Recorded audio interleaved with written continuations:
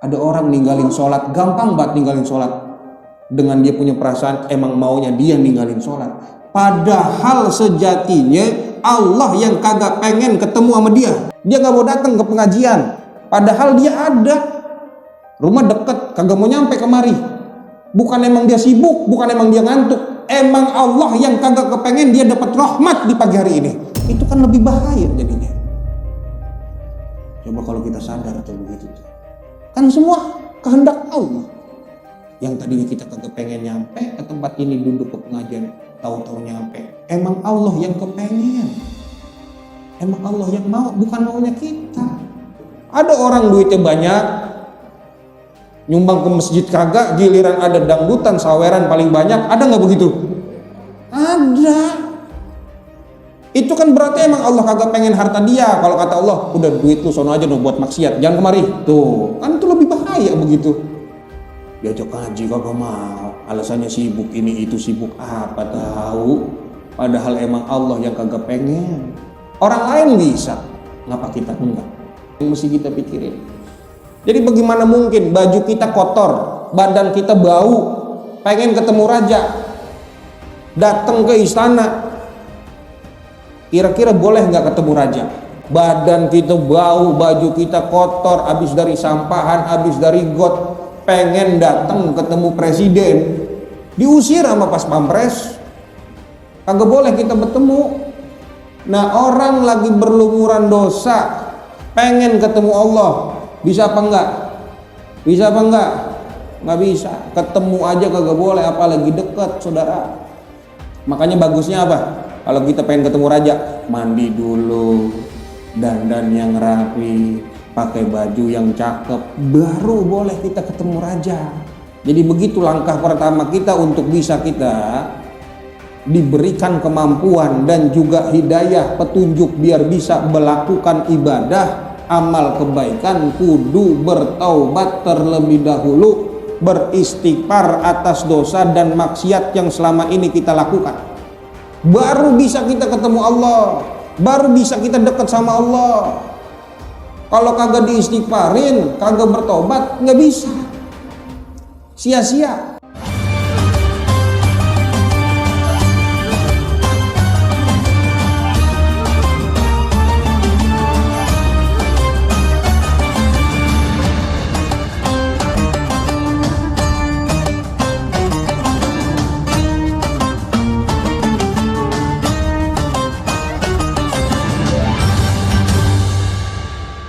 Al-Fatilah hadrati Nabi Muhammadin sallallahu alaihi wasallam wa jami' abaihi wa ikhwanihi minal anbiya wal mursalin wa ali kulli minhum wa sahabati wa tabi'in wal awliya wa syuhada'i wa salihin wal ulama'il amilin wa salifin wa mukhlisin wa la'immati rasidin wa muqallidin fid din wa jami' arwah abaina wa ummahatina wa jadadin wa jaddatin wa khalin wa khalatin wa amamin wa amatina wa masyayikhina masyayikhina jamil muslimin wal muslimati wal mu'minina wal mu'minat anallaha yaghfiru lahum wa yarhamuhum wa yu'li darajatin fil jannah wa yanfa'na bi asrarihim wa anwarihim wa ulumihim fid din wa dunya wal akhirah wa ala niyati anallaha yaftahu alaina futuhal arifin wa yufaqihuna fid din wa yarzuquna kamal ikhlasi wal yaqin wa ala kulli niyatin salihah ila hadrati Nabi Muhammad sallallahu alaihi wasallam bi sirril Fatihah.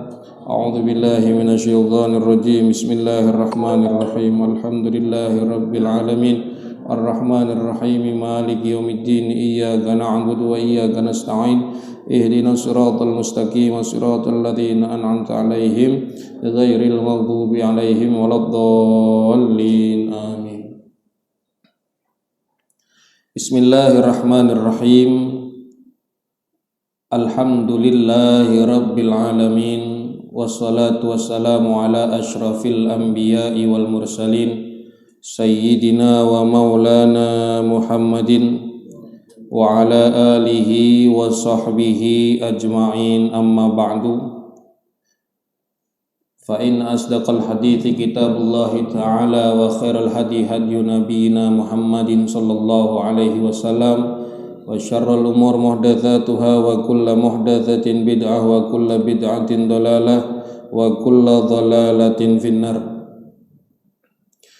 Jamaah muslimin muslimat shaimin, shaimat Masjid Al-Ikhlas Lumpang, mudah-mudahan hadirnya kita di pagi hari yang penuh dengan berkah ini Allah Ta'ala limpahkan nikmat sehat afiat untuk kita. Allah Ta'ala kabulkan segala hajat-hajat kita. Pulangnya kita dari masjid ini Allah Ta'ala ampunkan segala dosa kita, dan Allah jadikan keturunan kita minas salihin wassalihat bijahi Nabi Muhammad sallallahu alaihi wasallam. Amin ya rabbal alamin. Alhamdulillah, kita semua sama-sama sudah menunaikan kewajiban kita, yaitu sholat subuh berjamaah. Kita lanjut kemudian dengan kajian seperti tahun-tahun sebelumnya, yaitu kajian Ahad subuh di bulan Ramadan ini. Mudah-mudahan semua langkah kaki kita mendapatkan ridha Allah Subhanahu wa Ta'ala, kita mendapatkan ilmu yang bermanfaat yang mendatangkan keberkahan dunia akhirat kita. Sebelum kita bahas panjang lebar apa yang ingin kita kaji, tentunya semua orang, baik laki-laki maupun perempuan, baik orang tua maupun yang masih muda, itu di dalam kehidupannya mengharapkan kebahagiaan. Semua orang pengen bahagia hidupnya, mau yang masih sendirian ataupun yang udah punya pasangan, yang udah berkeluarga, tentunya berharap bahagia dalam kehidupannya. Betul apa betul? Semua orang pengen bahagia. Mustahil orang hidupnya sengsara, mustahil pengen hidupnya sengsara. Pastinya orang pengen hidup bahagia, senang hidupnya, bahagia dunia akhirat. Cuma terkadang di dalam mindset kita itu terkait kebahagiaan selalu dikaitkan dengan materi. Kalau orang punya duit banyak baru bahagia, betul enggak? Kalau orang punya duit banyak bahagia, hartanya banyak bahagia. Kalau punya rumah banyak bahagia. Kalau punya mobil banyak bahagia. Betul apa betul? Kalau punya bini banyak enggak bahagia, enggak puyeng ya. Iya. Itu selalu bersifat materi mindset kita tuh. Padahal yang namanya kebahagiaan yang hakiki itu, kebahagiaan yang sejati, dikatakan di dalam kitab Syajaratul Ma'arif yang dikarang oleh seorang Sultanul Ulama. Gelarnya hebat, rajanya para ulama. Bukan berarti tanpa demikian diberikan gelar tersebut, memang kealimannya, ilmunya yang luas, kehebatannya sehingga diberikan gelar Sultanul Ulama. Nama aslinya Syekh Izzuddin Abdul Aziz bin Abdussalam, ulama asal Damaskus.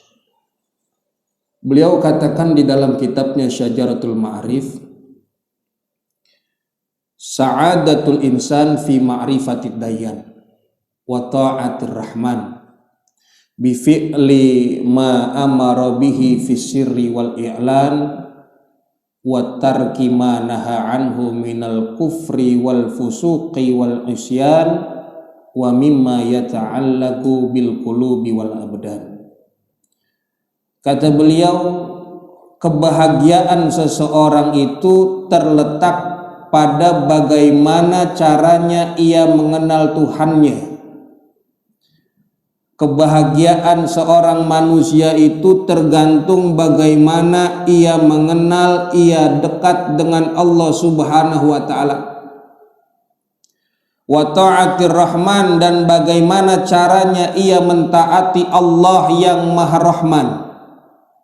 Yaitu dengan bagaimana bi fi'li ma amara bihi fi sirri wal i'lan, yaitu dengan mengerjakan apa-apa yang diperintahkan oleh Allah kepada dirinya fi sirri wal i'lan, di dalam keadaan sembunyi-sembunyi maupun terang-terangan, wa tarki manaha anhu minal kufri wal fusuqi wal isyan, yaitu juga dengan cara meninggalkan apa-apa yang dilarang oleh Allah bagi dirinya, minal kufri dari kufur, wal fusuq dan kefasikan, wal isyan dan juga kemaksiatan. Jadi cara kita tuh kalau mau bahagia, bagaimana kita mengenal Allah, bagaimana kita bisa dekat dengan Allah, bagaimana cara taatnya kita kepada Allah, mengerjakan apa yang Allah perintahkan dan menjauhkan diri kita dari segala apa yang Allah larang. Wa mimma yata'allaqu bil qulubi wal abdan, yaitu yang berkaitan dengan hati dan juga kita punya badan. Itu kunci untuk kita mendapatkan kebahagiaan yang sejati, kebahagiaan yang hakiki.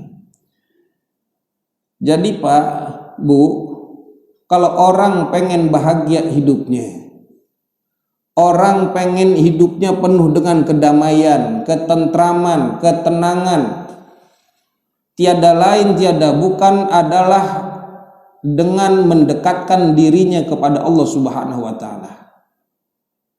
Cuma yang jadi pertanyaannya, kalau kita pengen dekat ke Allah, itu mesti bagaimana? Kalau kita pengen mengenal dan mendekatkan diri kita kepada Allah, apa langkah pertama yang harus kita lakukan? Inilah yang akan kita bahas di dalam kajian kita di bulan Ramadan tahun ini. Langkah pertama yang harus kita lakukan untuk kita mendekatkan diri kepada Allah yang Maha Rahman. Al-Imam Abdullah bin Alawi Al-Haddad Sahibur Ratib mengatakan di dalam kitabnya Adab Sulukil Murid, wa awwalu syai'in yabda'u bihil muridu fi tariqillahi tashihut taubati ilallahi ta'ala min jami'idz dzunub. Dan adapun mula-mula sesuatu yang diawali oleh seseorang di dalam menempuh jalan menuju kepada Allah Ta'ala adalah tashihut taubah, yaitu meluruskan taubat kepada Allah Subhanahu wa Ta'ala min jami'idz dzunub, dari segala dosa. Langkah pertama yang harus ditempuh oleh seseorang yang menapaki jalan untuk mendekat kepada Allah adalah kudu tashihut taubah. Assalamualaikum. Langkah pertama yang harus kita tempuh adalah tashihut taubah, meluruskan taubatnya kita kepada Allah, ngelempengin, ngebenerin taubatnya kita kepada Allah Subhanahu wa Ta'ala. Kalau kita pengen mencintai dan dicintai oleh Allah, kalau kita kepengen merasakan manisnya ibadah, ada ketenangan setelah ibadah, karena yang namanya ibadah itu menyenangkan. Ibadah itu menyenang. Assalamualaikum. Yang namanya ibadah itu menyenangkan, ibadah itu mengasyikkan. Kagak begini kalau dengar azan tuh. Dah, udah zuhur aja. Dengar azan lah, udah asar aja. Ada nggak yang begitu? Ada nggak yang begitu? Paling kalau bulan puasa, alhamdulillah udah maghrib. Iya, nggak ada tuh kalau bulan puasa yang ngomong begini. Lagi semangat-semangatnya puasa, udah azan maghrib aja. Ada nggak yang begitu? Di sini nggak ada. Jadi saudara, ibadah itu asyik, rasanya manis, mendekatkan diri kita kepada Allah itu sangat menyenangkan, bahkan menenangkan hati kita. Jadi langkah apa yang kudu kita tempuh untuk kita dekat kepada Allah? Kata Al-Imam Al-Haddad adalah tashihut taubah. Jadi kita kudu bertaubat terlebih dahulu kepada Allah Subhanahu wa taala. Nih, contohnya ini bangunan. Ya. Ibarat bangunan. Taubat itu bagaikan pondasinya. Taubat itu kalau ibarat bangunan, ini masjid, kudu ada pondasi. Betul apa betul? Bangunan itu nggak bisa berdiri kalau nggak ada pondasinya. Jadi kita punya ibadah, amal kebaikan yang kita lakukan, taubat inilah yang menjadi pondasi, taubat inilah yang menjadi tiang pancang agama yang paling penting. Jadi mesti taubat dulu tuh sebelum ibadah. Ada yang namanya pondasi, yaitu taubat. Taubat itu ibarat terminal pertama yang harus dilalui oleh orang-orang yang ingin menuju kepada Allah Subhanahu wa taala. Ibarat pesawat terbang, kan kudu ada bandara dulu untuk take off-nya tuh. Nggak bisa itu pesawat terbang kalau nggak ada landasan pacunya. Maka taubat itu adalah landasan pacu bagi pesawat yang ingin terbang. Bagi orang yang ingin mendekat kepada Allah, taubat itulah yang menjadi landasan pacunya. Jadi taubat adalah langkah pertama bagi orang yang ingin menuju kepada Allah. Tapi pertanyaannya, kita ini udah paham betul hakikat daripada taubat. Apa itu taubat? Apa yang dimaksud hakikat daripada taubat itu sendiri? Di dalam bahasa Arab, taubat itu berasal dari kata tabayatubu, yang artinya ada atau roja'ah, maknanya kembali. Jadi secara etimologi, taubat itu artinya kembali, balik lagi, itu namanya taubat. Contohnya gimana?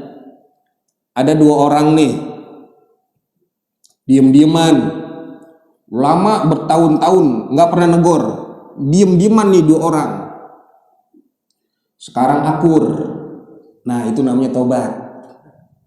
Udah lama diem-dieman, sekarang akur, itu namanya taubat. Kembali lagi dia, yang tadinya akur, diem-dieman, akur lagi, itu namanya taubat.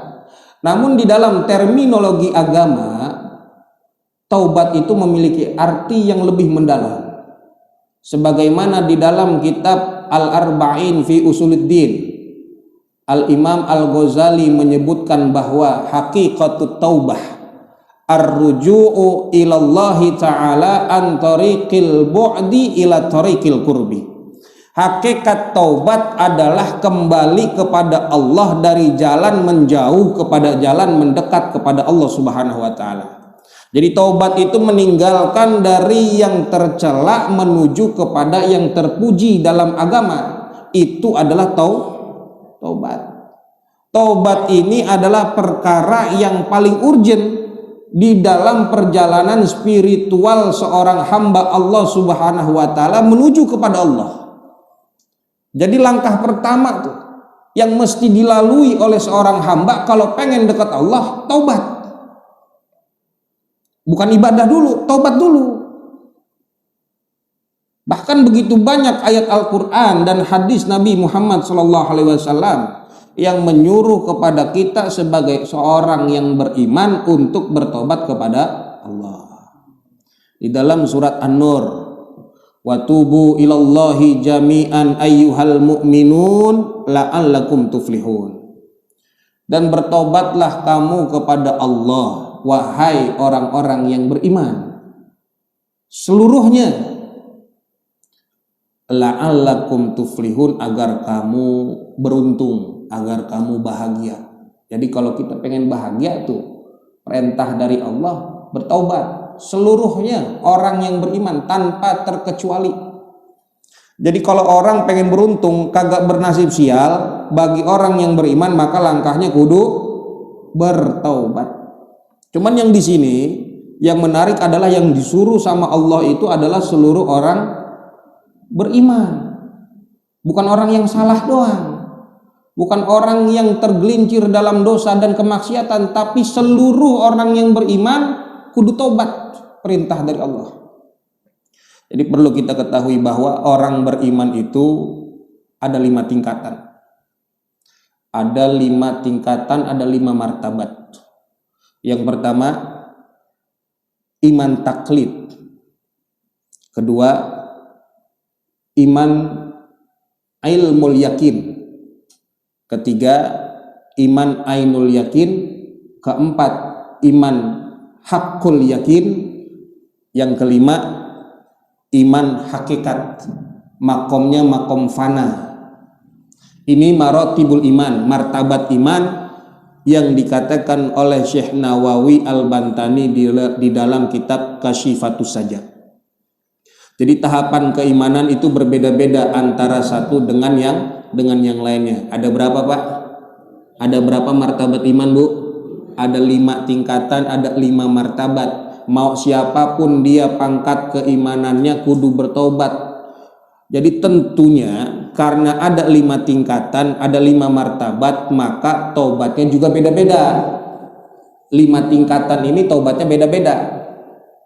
Dari yang paling dasar sampai yang paling tinggi beda-beda cara bertobatnya. Pertama, tobat dari dosa, baik dosa kecil maupun dosa besar. Yang kedua, tobat dari perkara yang makruh. Ketiga, tobat dari perkara mubah yang berlebihan. Keempat, taubat dari lupa kepada Allah meskipun sedetik. Kelima, taubat dari kekhawatiran, takut lupa kepada Allah. Itu taubat yang kelima. Ini saya mau tanya. Assalamualaikum. Nabi kita siapa? Nabi Muhammad Sallallahu Alaihi Wasallam. Saya mau tanya sama Bapak Ibu, Nabi Muhammad punya dosa apa enggak? Nabi Muhammad punya dosa apa enggak? Tuh ada yang punya, ada yang enggak. Ini beda mazhab nih masjid. Nabi Muhammad punya dosa apa enggak? Hah? Enggak apa punya? Nyanya apaan sih? Nabi Muhammad punya dosa apa enggak? Begini dah.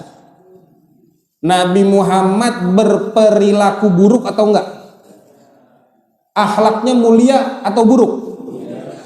Akhlaknya mulia. Kalau orang akhlaknya mulia, gagak berperilaku buruk, punya salah apa enggak? Punya dosa apa enggak kalau begitu? Ya masih keder juga roman ini. Nabi Muhammad punya dosa enggak? Saya makanya tanya. Nabi Muhammad akhlaknya buruk atau mulia? Nah kalau udah mulia, ada enggak akhlak buruknya? Saya tanya nih. Kalau akhlaknya mulia, ada enggak akhlak buruknya? Enggak ada. Kalau enggak ada, berarti ada dosa atau enggak? Loh gimana sih nih? Kan Nabi Muhammad punya sifat tuh. Sifatnya berapa? Sifat Nabi kita 4. 1, Siddiq. 2, Fatonah. Boleh. 3, Tablik. 4, yang bener nih keder banget ini. 1, sifat Nabi apa? Siddiq. 2, Tablik. 3, amanah. 4, Fatonah. Siddiq, tablik, amanah, fatonah. Amanah ini kan berarti maknanya apa kalau amanah? Amanah itu nggak punya dosa. Orang kalau amanah ngelakuin kesalahan nggak? Amanah dipercaya. Kalau udah dipercaya berarti nggak ada kesalahan. Berarti Nabi kita punya dosa nggak? Begitu dulu. Daripada ya. Belum sahur apa? Jadi nabi kita kagak punya dosa. Cuman nabi kita doyan istighfar apa enggak? Nabi kita doyan taubat apa enggak? Pertanyaannya, taubat dari apa kalau kagak punya salah? Taubat dari apa kalau kagak punya dosa? Ayo. Hah? Taubat dari apa? Taubat dari kekhawatiran, takut lupa kepada Allah. Taubat yang kelima tadi. Makanya perhatiin tuh.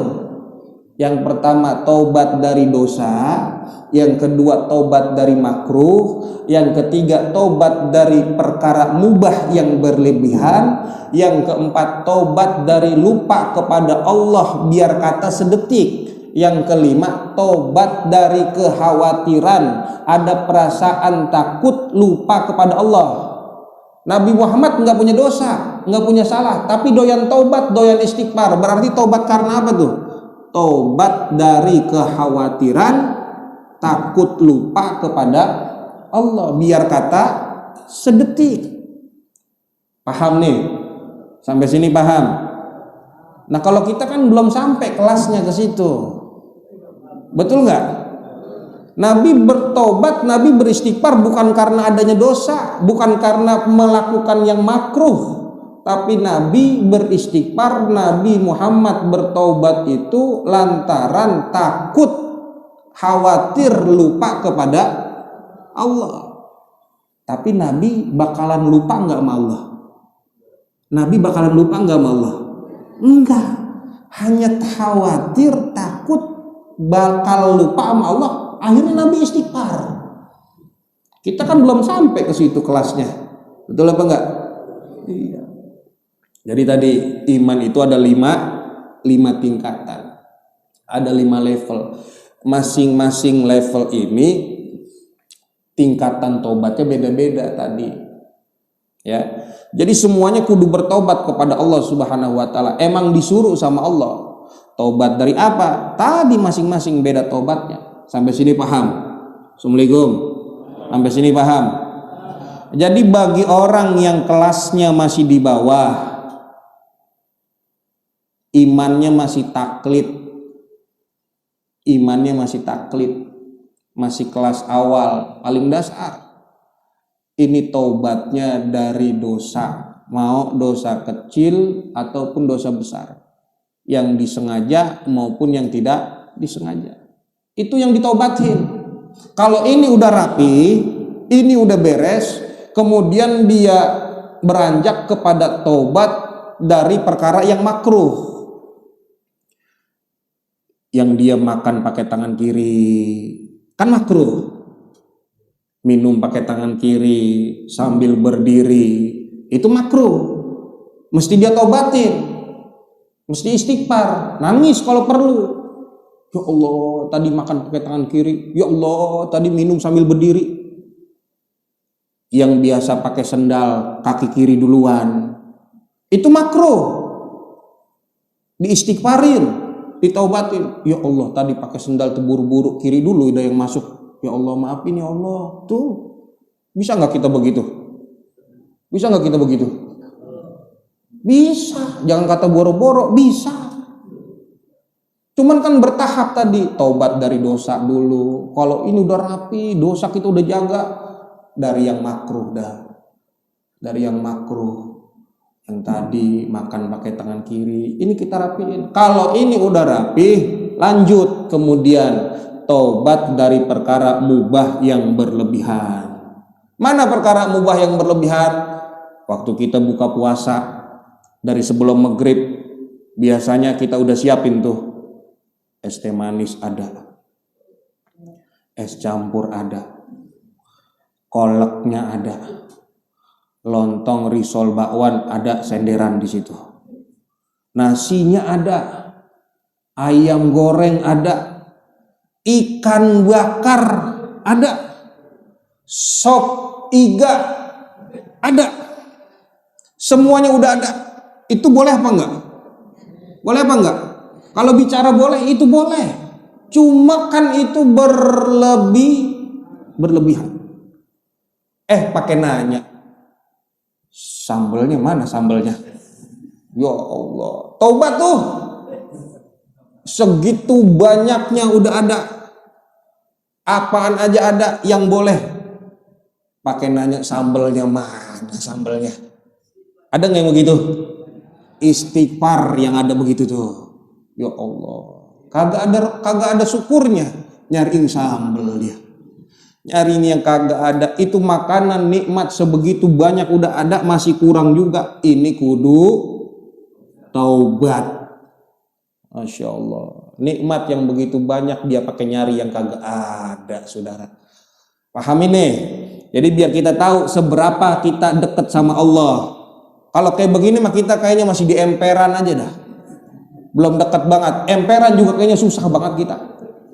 Iya masih jauh kita. Biar kita paham, kita kudu banyak taubat. Kalau ini udah rapi, kemudian kita taubat dari apa? Lupa sama Allah barang sedetik.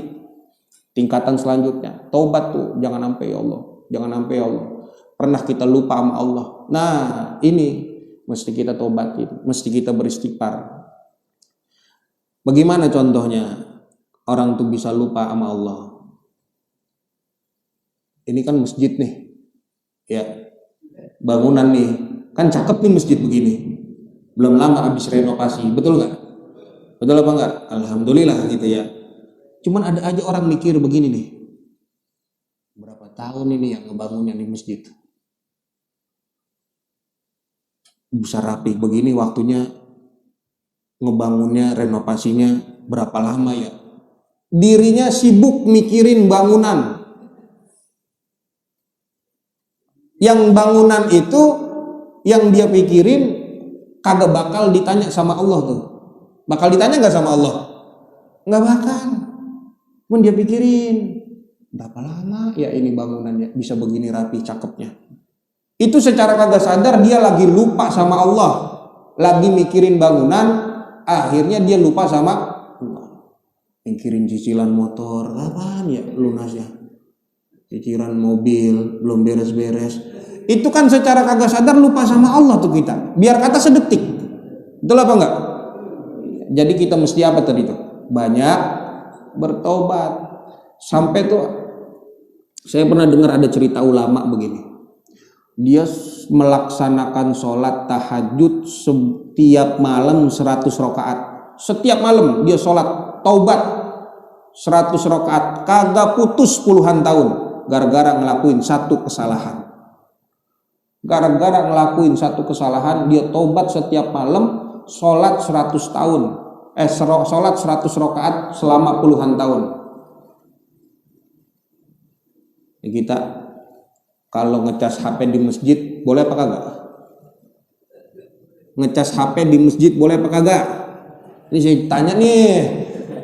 Ngecas HP di masjid boleh apa kagak? Kata siapa boleh? Lah ini kan masjid udah diwakaf-wakafin semuanya. Sampai listrik-listriknya. Ngecas HP milik pribadi boleh apa kagak? Kagak boleh. Tobat tuh. Nyuci motor pakai air tempat wudhu. Ada yang begitu. Nyuci motor pakai tempat air wudhu boleh apa kagak? Nggak boleh. Banyak lagi dah kadang kesalahan-kesalahan kita, kehilapan kita yang mesti kita banyakin istighfar, bertobat kepada Allah Subhanahu wa taala. Yang bukan haknya kita main pakai aja bentaran doang. Kagak pakai ngomong sama orangnya. Itu juga mesti istighfar. Kan perkara yang makruh tadi itu yang begitu. Ya. Nah, kemudian ada juga di hadis Nabi Muhammad SAW. Ya ayuhan nasu tubu ilallah fa inni atubu fil yaumi ilaihi mi'ata marrah. Kata Nabi, wahai manusia, bertobatlah kepada Allah Subhanahu wa taala. Fa inni atubu fil yaum, karena sesungguhnya aku bertobat setiap harinya ilaihi kepada Allah mi'ata marrah 100 kali dalam sehari. Nabi istighfar, bertobat, astagfirullah wa atubu ilaih 100 kali dalam sehari. Itu Nabi yang kagak punya dosa, beristighfar, tobat sehari berapa kali? 100 kali. Saya tanya lagi, Nabi punya dosa apa enggak? Nabi punya dosa apa enggak? Enggak. Tobatnya sehari berapa kali? 100 kali. Bagaimana kita yang banyak dosa, banyak salah, banyak lupa? Makanya kalau kita pengen hidup kita beruntung, hidup kita bahagia, bisa dekat kepada Allah, perbanyak taubat. Karena taubat adalah langkah awal, langkah pertama untuk kita menuju kepada Allah. Dan juga taubat itu hukumnya ada wajib bagi setiap orang dan pada setiap keadaan. Wajib bagi siapa? Setiap orang. Karena kita ini manusia terdiri dari sifat bahimiyah, kebinatangan. Apa contohnya? Kita punya nafsu syahwat, serakah, maksiat. Juga di dalam diri kita ada sifat sabungiyah, gampang marah, dengki sama orang, hasad, doyan banget berantem, benci sama orang. Itu ada di dalam diri kita. Orang beli mobil kita kagak demen, iya. Kalau orang kena musibah baru kita girang. Di dalam diri kita juga ada sifat syaitoniyah, kesetanan. Mana sifat setan? Bohong. Laki bohong sama bininya, bini bohong sama lakinya, suka nipu. Itu sifat-sifatnya setan. Dan ada juga sifat di dalam diri kita itu sifat rububiyah, ketuhanan. Apa? Sombong. Itu sifatnya Allah, tapi ngapa ada di diri kita? Ya, angkuh, bangga diri, ujub, merasa mulia, pengennya dipuji sama orang. Betul apa enggak? Ada enggak di diri kita begitu? Pengen dipuji sama orang? Ada. Nah makanya setiap orang wajib bertaubat. Dan pada setiap keadaan. Bukan hanya di saat setelah melakukan dosa, bukan hanya di saat setelah bermaksiat, tapi setiap keadaan kita bertaubat, setiap waktu. Karena yang namanya manusia itu nggak bisa lepas dari kesalahan. Manusia nggak bisa lepas dari akhlak buruk, hatinya yang jelek. Emang mulutnya mah muji, mulutnya muji, tapi hatinya mencela. Ada yang begitu. Jangan dah kemudian kita menunda-nunda taubat. Jadi taubat tuh jangan ditunda-tunda. Kalau ada kesempatan, ada waktunya, jangan dinanti-nanti, kudu taubat kita segera. Kayak ada orang sakit, disuruh berobat, dia marah-marah. Bang, kata bininya, bang berobat bang. Kata lakinya, gua kagak mau berobat, ntar juga baik, lama-lama sembuh. Kata lakinya begitu. Ini yang kayak gini bener apa salah? Bener apa salah? Laki sakit disuruh berobat sama bininya, kata lakinya, gua nggak mau berobat, ntar juga baik. Bener apa salah begitu? Bener apa salah begitu? Kalau orang sakit kudu berobat. Ada orang lapar, disuruh makan kagak mau, bego. Betul gak?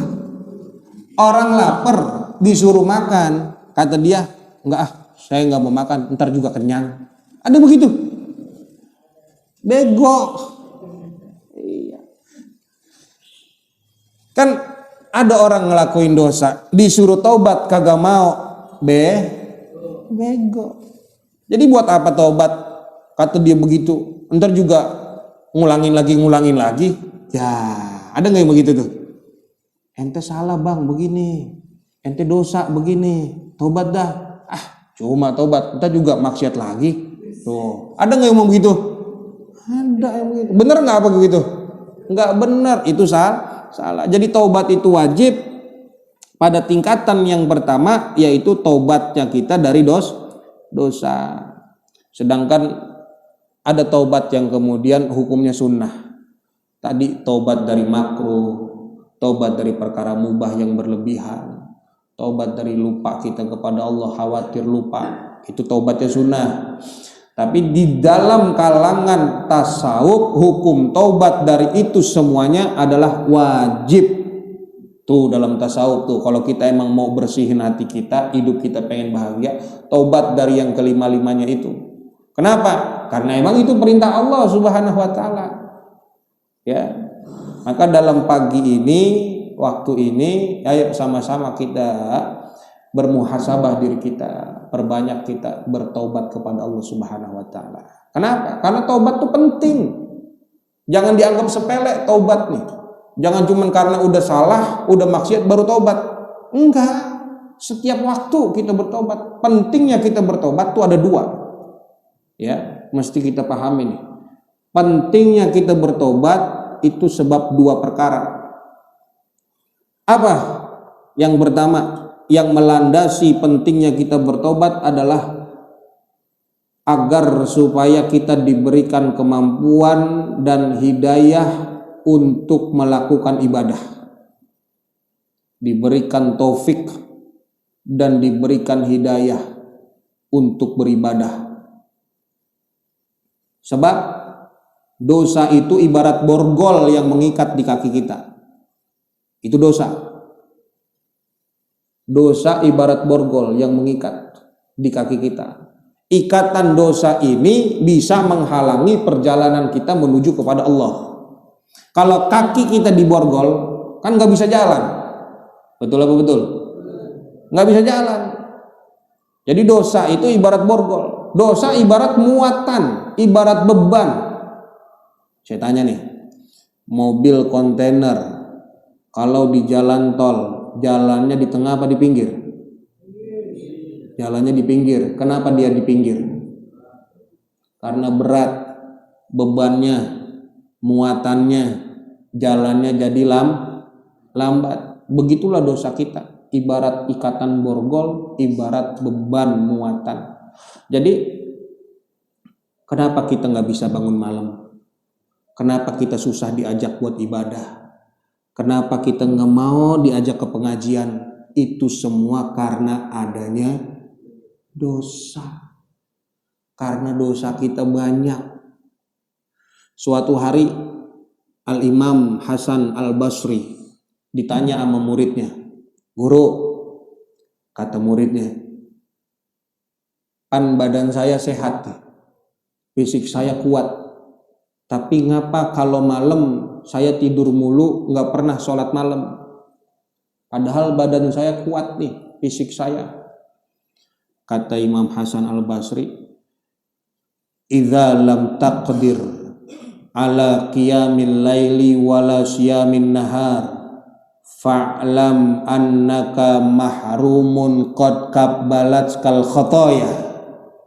Apabila kamu tidak mampu untuk sholat malam hari, puasa siang hari, fa'lam, ketahuilah, annaka mahrumun qad kabbalat khotoya, ketahuilah bahwa sesungguhnya engkau terhalangi sebab dosa-dosa yang telah membelenggu dirimu, dosa-dosa yang ngegelantungin, dosa-dosa yang jadi beban. Itu yang ngebuat diri kita berat buat ibadah. Susah diajak ke pengajian, susah diajak ke tempat kebaikan, karena kaki kita diikat sama borgol yang namanya dosa. Pernah sih emang kita bangun tengah malam, itu juga kalau lagi ada masalah, lagi puyeng pala, nyari dah sejadah, sujud aja, ya Allah, nyari tasbih dah, zikir, ngewirid. Kalau lagi ada masalah, lagi ada maunya, ada nggak yang begitu? Ada yang begitu. Nih, bulan Ramadan, kita bisa bangun sahur. Jam berapa bangun sahur? Jam berapa bangun sahur? jam 3. Itu kan artinya kita bisa bangun jam segitu. Kenapa di bulan Ramadan bisa, di bulan yang lain kagak bisa? Assalamualaikum. Artinya kita bisa bangun sahur di bulan Ramadan jam 3. Artinya kita mampu, bisa. Subuh kagak kesiangan, bisa sholat tahajud. Kenapa di bulan Ramadan bisa, bulan lain kagak bisa? Itu tadi sebab adanya dosa. Dosa itu menjadi hijab penghalang kita antara kita dengan Allah Subhanahu wa taala, yang membatasi. Kita pikir kita ini malas. Kita pikir kita ini malas, padahal hakikatnya kita terhalang dari kebaikan. Bang, bangun bang, sholat. Dia pikir dia malas, padahal emang terhalang dari kebaikan. Saya mau tanya begini nih. Assalamualaikum. Setiap orang punya duit apa enggak? Biar kata dikit, punya duit apa enggak? Ada yang punya banyak, ada yang punya dikit. Tapi pastinya semua orang punya duit, biar kata dikit. Nah, kalau kotak amal Jumatan lewat, ada yang pura-pura merem. Giliran kotaknya udah lewat jauh baru melek. Ada nggak yang begitu? Lu banyak ya? Kan punya duit. Ngapa punya pura-pura merem? Berarti kan ini bukan perkara dia nggak punya duit. Emang Allah larang. Kata Allah, lu gak perlu sedekah, gua gak mau dapat duit dari lu. Kan bahaya begitu. Coba itu kalau kita sadar tuh. Dia kagak sadar aja. Duit ada, kotak amal lewat, pura-pura merem. Bukan emang dia gak mau masukin, emang Allah kagak pengen nerima duit dari dia. Itu lebih bahaya, saudara. Kita kagak sadar tuh. Ada orang ninggalin sholat, gampang banget ninggalin sholat. Dengan dia punya perasaan emang maunya dia ninggalin sholat. Padahal sejatinya Allah yang kagak pengen ketemu sama dia. Itu lebih bahaya. Bahaya gak begitu? Dia gak mau datang ke pengajian, padahal dia ada. Rumah deket, kagak mau nyampe kemari. Bukan emang dia sibuk, bukan emang dia ngantuk. Emang Allah yang kagak kepengen dia dapat rahmat di pagi hari ini. Itu kan lebih bahaya jadinya. Coba kalau kita sadar tuh begitu tuh. Kan semua kehendak Allah. Yang tadinya kita kagak pengen nyampe ke tempat ini duduk ke pengajian, tahu-tahu nyampe. Emang Allah yang kepengen. Emang Allah yang mau, bukan maunya kita. Kita bisa ibadah, kita bisa puasa.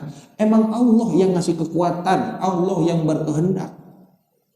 Kalau kita kagak ngelakuin, emang Allah yang kagak pengen kita dapat kebaikan. Emang Allah yang kagak pengen bagi pahalanya ke kita. Itu kan lebih bahaya tuh. Betul gak? Ada orang duitnya banyak, nyumbang ke masjid kagak, giliran ada dangdutan, saweran paling banyak. Ada gak begitu? Ada.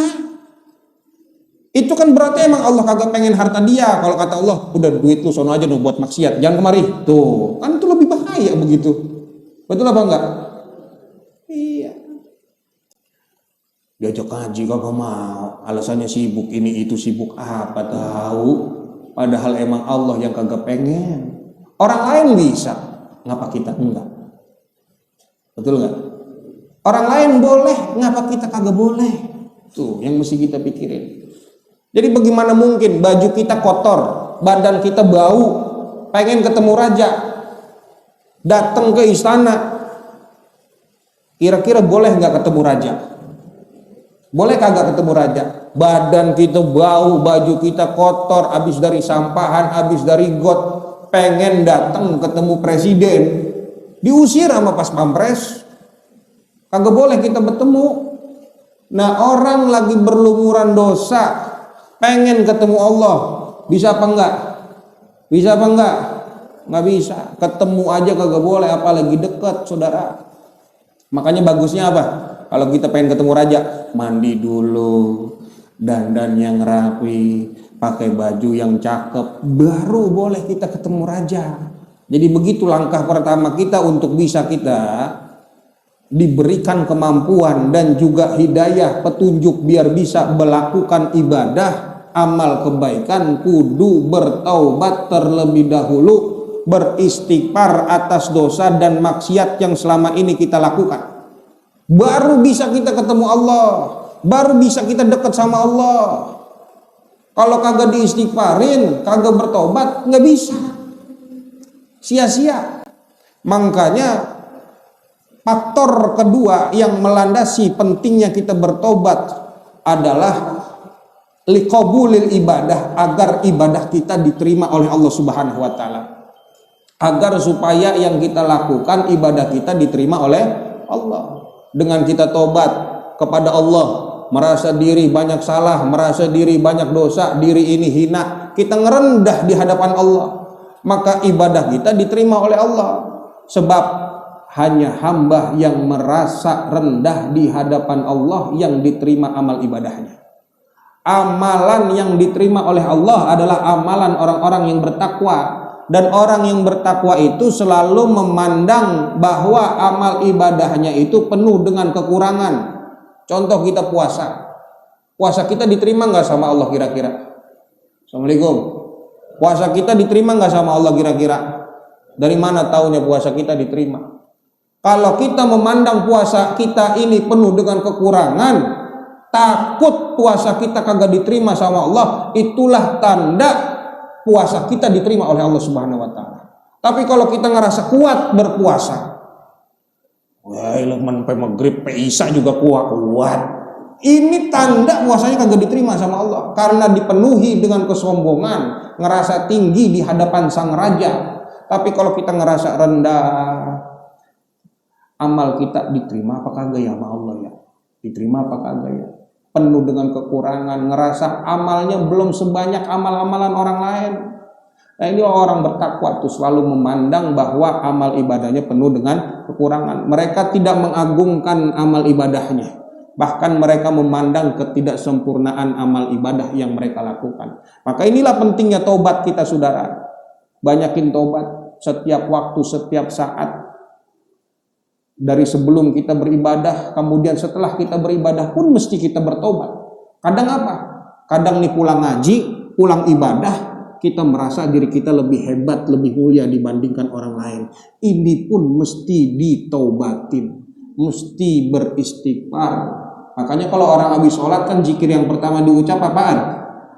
Astagfirullah. Sebab bisa jadi kita ngerasa diri kita udah ngelakuin sholat, ibadah, itu karena kekuatan kita. Bukan, itu karena kekuatan dari Allah, kehendak dari Allah. Emang Allah yang pengen kita dapat pahala, Allah yang pengen kita dapat rahmat, Allah yang pengen kita dapat kebaikan.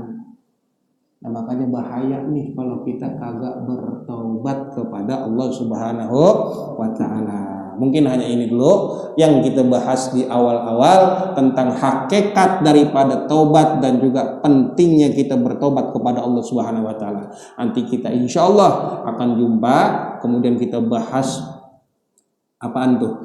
Syarat ya biar diterimanya taubat kita tuh bagaimana.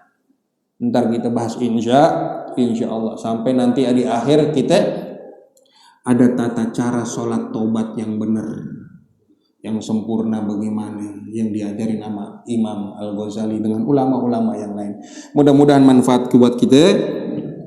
Apa yang menjadi harapan kita pagi hari ini dikabul oleh Allah Subhanahu wa taala, dan kita berharap agar terus diberikan kekuatan untuk menjalankan ketakwaan ibadah kita kepada Allah Subhanahu wa taala. Adan ya Allah wa iyyakum ajma'in.